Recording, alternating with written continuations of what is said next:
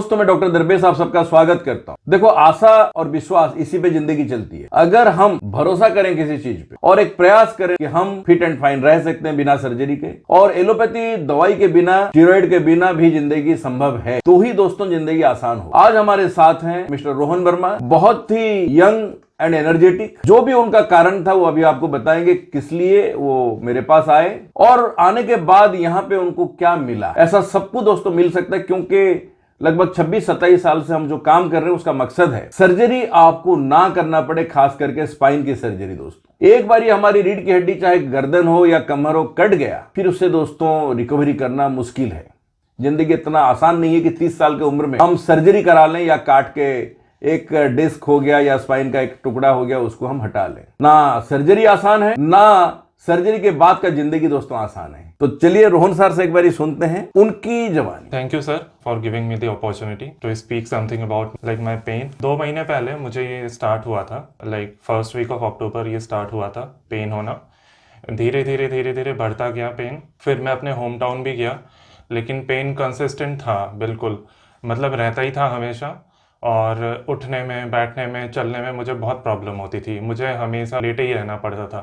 सबसे पहले best orthopaedician search करा गूगल में। सेक्टर 62 में जो फोर्टिस हॉस्पिटल है, वहाँ के एक डॉक्टर थे, उनको मैंने दिखाया। उन्होंने मुझे सजेस्ट करा कि मुझे MRI करवाना चाहिए, लंबा स्पाइन का प्लस स्क्रीनिंग। तो मैंने MRI करवाया अपना। फिर अपनी MRI रिपोर्ट्स मैंने डॉक्टर को दिखाई। तो डॉक्टर ने देखा कि मेरा L5-S1 डिस्क जो है वो प्रोलैप्स है। तो उन्होंने बोला कि ये सिर्फ सर्जरी से ही ठीक हो सकता है, इसकी सर्जरी ही ट्रीटमेंट है। मैंने उनसे ये भी पूछा कि क्या मैं एक्सरसाइज कर सकता हूँ थोड़ा, या फिर मतलब थोड़ी मूवमेंट कर सकता हूँ। तो उन्होंने बोला कि नहीं, आपको कुछ भी मूवमेंट वगैरह कुछ नहीं करना, आप सिर्फ इसका एक ही इलाज है, वो सर्जरी है। यानी आपने डरे उस समय? मैं बहुत डर गया था। मुझे लगा कि surgery is the only option. तो समहाउ मैंने सेकंड ओपिनियन लेने के लिए मैं एम्स भी गया। तो वहाँ के डॉक्टर ने मुझे सजेस्ट करा कि at your age surgery is not recommended. तो समहाउ मैंने कुछ कॉन्फिडेंस गेन करा उस टाइम पे कि चलो मुझे एटलीस्ट सर्जरी की तो ज़रूरत नहीं है। चलो, गवर्नमेंट हॉस्पिटल में तो बोला गया कि सर्जरी की जरूरत नहीं है। तो उन्होंने मुझे कुछ एक्सरसाइज वगैरह भी सिखाई बहुत सारी, लेकिन फिर भी जब आप एक्सरसाइज किए तब भी पेन बढ़ी आपकी? हाँ, पेन बढ़ा था तब भी। इसलिए मैंने सोचा कि नहीं, मुझे कुछ और ट्रीटमेंट भी लेने चाहिए। तो मेरे 1-2 फ्रेंड से मैंने सजेशन लिया कि एक्यूप्रेशर करवाना चाहिए। Then I search for in Google like best acupressure treatment in Noida. Then doctor Darvesh sir का सबसे पहले आया था। तो मैंने उनको कॉल करके पूछा और फिर बाद में उनको सारी रिपोर्ट्स वगैरह भी शेयर करी। उन्होंने मुझे काफ़ी अच्छे से कंसोल करा कि you don't need surgery for this, आपका एक्यूप्रेशर से ही ठीक हो जाएगा, हम अपनी थेरेपीज़ वगैरह देंगे और आपका इलाज मतलब almost like with in 3 days आपका मतलब पेन 0 पे आ जाएगा। तो मतलब काफ़ी हद तक मुझे आराम मिला है। It's almost like 15 days and from starting day 1 से लेकर अभी तक ट्रीटमेंट काफ़ी अच्छा रहा। जैसे रोहन सर, आप मेरे पास जिस दिन पहले पहुंचे तो आपने कहा कि मैं आज पेन किलर लिया हूं। तो मैं आपको जब सीटिंग देना शुरू किया तो मैं आज पेन किलर लिया हूं, तो मैं जान नहीं पा रहा हूं कि एक्चुअल पेन किससे कम हो रहा है, दवाई से हो रही है या आपके ट्रीटमेंट से हो रही है। तो मैं क्या, कोई बात नहीं, हम पेन किलर ही बंद कर देते हैं कि ऑप्शन ही पेन किलर का अगर नहीं रहेगा तब तो जान पाओगे। यही मैंने आपको बताया था। दोस्तों, ये सच है कि कोई भी पेशेंट आता है सीवियर कंडीशन में भी, पहला काम हम लोग करते हैं कि उसका दवाई यानी पेन किलर हो गया, स्टीरॉइड हो गया, इसको बंद करा देते हैं। नहीं तो कंफ्यूजन चलती रहती है दिमाग के अंदर कि हमको उससे फायदा हो रहा है या इससे फायदा हो रहा है। हमने उस दिन आपका रोहन जी बंद करवा दिए। आज तो लगा आपने पेन किलर लिए क्या? नहीं, आज तक पेन किलर सर ने डे 1 से ही बंद करवा दी मेरी पेन किलर्स। उसके बाद से मैंने आज तक पेन किलर खाई नहीं है, ना मुझे ज़रूरत पड़ी पेन किलर्स की। सबसे इंटरेस्टिंग रहा कि हम लोग मल्टीपल थेरापीज देते हैं, नॉट ओनली द एक्यूप्रेशर। जैसे 4-5 थेरापी मिला के देते हैं, इससे आपको ज़्यादा फायदा हुआ? हाँ, उससे बहुत फ़ायदा मिला मुझे। जैसे हमने वैक्यूम थेरापी करते हैं, आपका टेपिंग भी कर लेते हैं, काइनेसोलॉजी टेपिंग थेरापी, फिजियोथेरापी, जैसे फिजियोथेरापिस्ट वहाँ से आपको पहले फिजियोथेरापी करके छोड़ती है, फिर मैंने आपको मैनुअल थेरापी भी देता हूँ, तो एक्यूप्रेशर साथ में भी दिया जाता है। एक कॉन्फिडेंस लेवल आपकी पेन कम होने के कारण बढ़ना। और सबसे आपको अच्छा क्या लगा क्लिनिक के अंदर मेरे साथ बैठ के इलाज लेते हैं? डॉक्टर के साथ मुझे ये बहुत अच्छा लगा कि एक फैमिली एटमॉस्फेयर मिला मुझे, फैमिली एनवायरनमेंट। वो बहुत ही अच्छे से गाइड करते हैं हर चीज़ को लेकर, डाइट को लेकर। आप मतलब अपनी पर्सनल काउंसलिंग भी कर सकते हो किसी भी चीज़ को लेकर। Like if you are suffering from some psychological issues या फिर आपको कुछ और भी इश्यूज हैं तो वो भी आप पूछ सकते हो। I think he is one of the best advice. मैं एक छोटी सी चीज़ शेयर करना चाहता हूँ। हमने रोहन सर का ट्रीटमेंट शुरू किए थे 6/12/2024 में, और हमने पेन स्केल जैसे शुरू किए 10 से। 10 होता है हमारा हाईएस्ट पेन स्केल। सर ये दिखा सकता हूँ ना, पेन स्केल जैसे 10 से हमने शुरू किए तो पहला दिन ही रिड्यूस हुआ 8 के आसपास पेन, और 2 रहा। ऐसे घटते घटते घटते बढ़ना घटने चलता रहा, फिर 1 के रहा, और ये था सर्वाइकल का, ये था कमर का, और ये भी आपका 0 लगभग आ गया, और ये 0 आ गया। अभी आज का साइन होना बाकी है, और उम्मीद करता हूँ जैसे 3-4 महीने के बाद मैंने कहा हूँ कि और एक 10 दिन का हमको ट्रीटमेंट लेनी है, यानी 3 राउंड का ट्रीटमेंट इस तरह का डिस्क प्रोलैप्स में हम लोग करना होता है।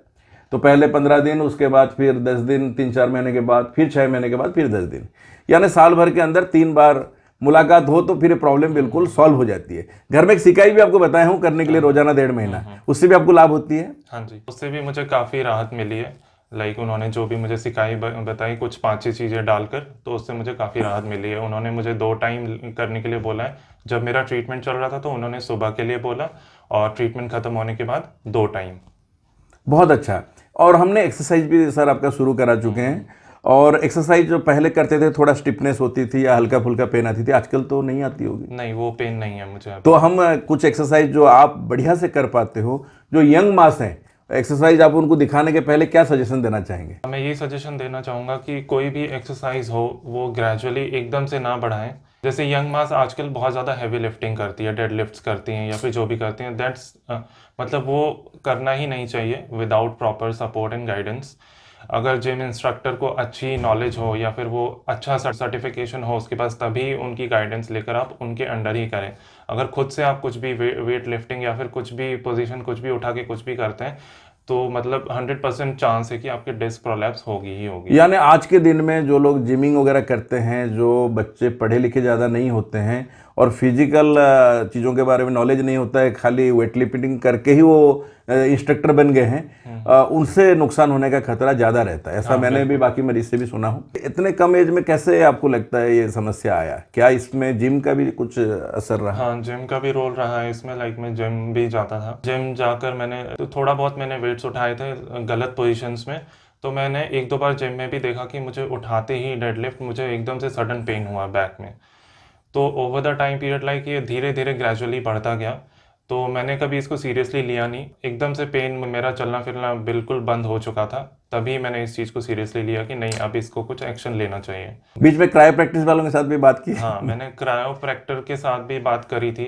लाइक वो जो चटकाते हैं हड्डियाँ तो उससे मुझे डर लगा कि कहीं पता चले कि डिस्क प्रोलैप्स हुई है उसकी जगह और और सर्जरी और जल्दी हो और जाए, बहुत ज़्यादा मेजर ना हो जाए। डेंजर लगा आपको? तो सर के साथ मुझे काफ़ी सेफ फील हुआ, क्योंकि इनका ऐसा कुछ नहीं है कि आप हड्डियाँ चटकाते हैं या फिर ऐसा कुछ है। तो इनका सेफ एंड सबसे अच्छा ट्रीटमेंट है जो आप ट्रस्ट कर सकते हैं। कि फायदा ना हो मगर कम से कम नुकसान ना हो, यही हमारी एक रहती है हर पेशेंट के साथ, कि उनका हम अगर फायदा ना कर सकें, कम से कम उनको और बुरे हालत में कम से कम ना पहुंचाए। तो मैं वो प्रैक्टिशनर भी जो लोग हो ये सब चीज़ें करते हो उनके लिए भी सजेशन है, आप ध्यान रखो, चाहे आपके पास ओल्ड एज के लोग आए चाहे यंग आए, आपके हाथ से अगर फायदा नहीं हुआ, मगर ध्यान रखो कि आपसे नुकसान ना हो जाए। तो सर कुछ 1-2 मिनट का एक्सरसाइज बता देते हैं। तो सर शुरू करते हैं। पहला एक्सरसाइज जो हम तक पहुंच नहीं पाते हैं और घर में उनको अगर डिस्क की समस्या है तो किस तरीके से एक्सरसाइज करनी चाहिए। तो पहला हम कैसे करते हैं देखिए।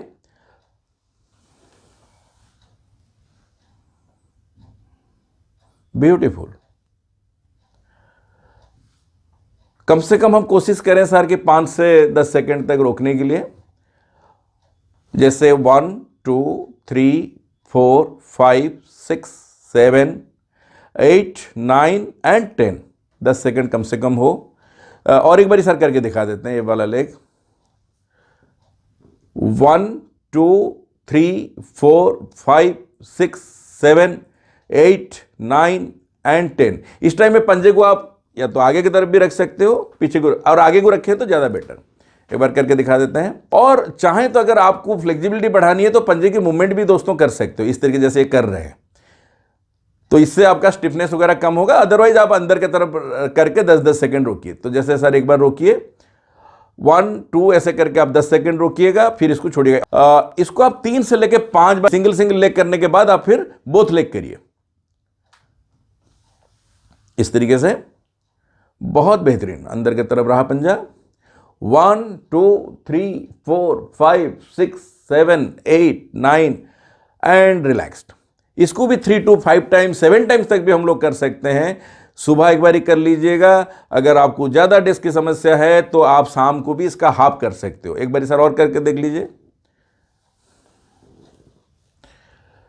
1 2 3 4 5 6 7 8 9 10। आप 10 तक भी रख सकते हैं, आप 15 तक भी रोक सकते हो, आज पर द रिक्वायरमेंट और आपको कैसा अच्छा लग रहा है। तो नेक्स्ट सर जरा करके दिखाइए। बोथ द लेग को हम देखिए एक साइड में लाते हैं, रिलैक्स्ड, और फिर दूसरी तरफ। बेहतरीन। इसको आप 10 बार इधर और 10 बार उधर कर सकते हो। बढ़ा बढ़ा के इसको 20 टाइम्स भी कर सकते हैं। 20 + 20 = 40। बहुत अच्छा। कम समय की वीडियो है इसलिए हमने एक एक बार 2-2 बार करके आप लोगों को दिखाते हैं। एक बार साथ दोनों पैर को फैला दीजिएगा जैसे मैंने बताया था। Very good. एक स्टैंड बाई रहेगा एक पैर और दूसरा पैर आएगा। इससे आपकी थाई, हिप जॉइंट और आपका पूरे लोअर स्पाइन और स्पाइनल जो कॉर्ड है और मसल्स हैं, सबकी फ्लेक्सिबिलिटी, मोबिलिटी बढ़ेगी और आपका नसें खुलेगा। साथ में ब्लड की सप्लाई अच्छी होगी।